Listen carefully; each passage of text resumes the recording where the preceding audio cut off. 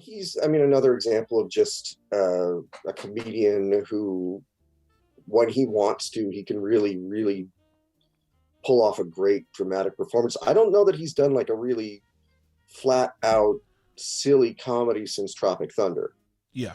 And Tropic Thunder is a fucking masterpiece. But I like his sort of, not a lot of people, I didn't know this. I only found this out recently.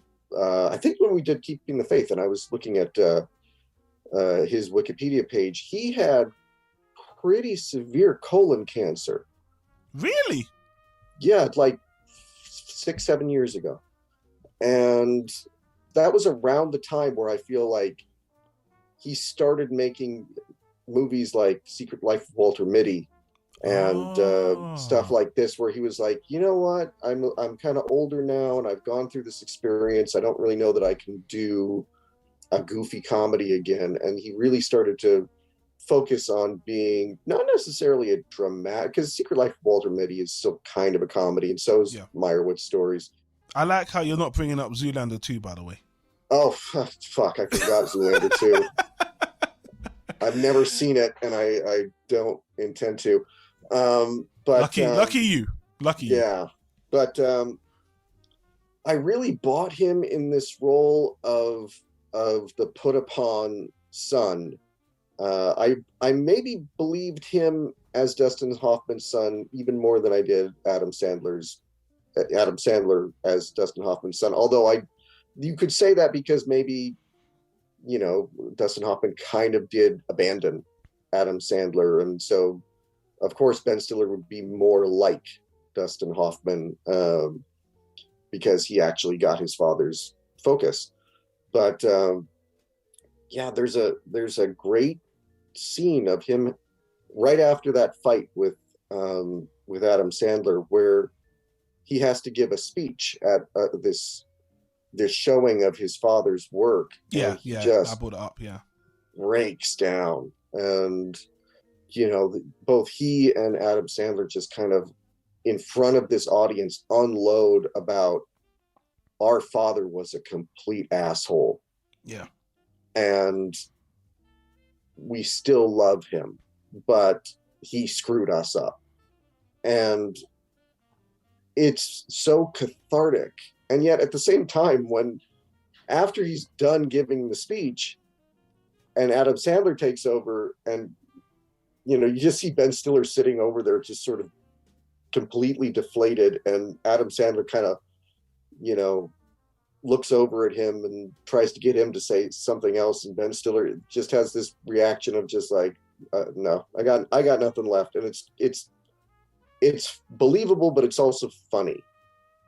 And that's his performance in a nutshell. It's he never goes wacky with it, and he stays consistently funny, but at the same time, when he lets loose on Dustin Hoffman, right after that scene with Candice Bergen, and he's just unloading all of this pain and trauma, and Dustin Hoffman is just sort of like, whatever, you're just being kind of a jerk now, and I'm going to leave. And there's so much pain in the movie that you would think it would be a drag, but it never really feels like a drag to me. It feels very cathartic. Yeah, I agree. I just love the relationship between the siblings. It grows on you. At first, when I first played the movie, I thought this was just going to be an Adam Sandler and Dustin Hoffman movie. But then as they started to introduce more actors, I thought, wow, this is a star-studded cast. And then when I realized it was a brother and sister, then a half-brother from another part, and there was dysfunction here, I can relate to that because I come from a family where I have half-brothers and we didn't live together and there's an age difference. So I can relate to that. And yes, they're white people, they have a certain amount of privilege, but you don't see it because they're so emotionally fractured that you can see they all, no one came out unscathed. And Dustin Hoffman's in La La Land. He's just in his own world. He really is. And I remember the scene where they were trying to, he's got this thing about obviously feeling underappreciated. and so critical of new artists and things they do, and how, I think there was a scene where I think there was this artist show that wanted to have his work shown there, but he wasn't going to be. It wasn't going to be just about his show. It's going to be a collection of other artists as well. And he's like, "Yeah, fuck that. They have no respect for me. I'm not going to be part of a show." He thinks he's more important than he actually is, and there, you can. I think there's a Dustin Hoffman.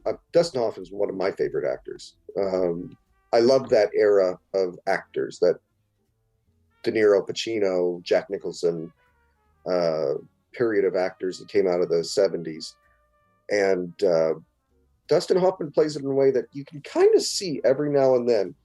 He gets it. He's not that important. He never really made an impact in the way that somebody like his friend, played by Jet Hirsch in the movie, how he made an impact, how he is regarded as important. And when he feels that, when he realizes, oh, I'm a pretty minor artist, he just lashes out. He just suddenly turns on people.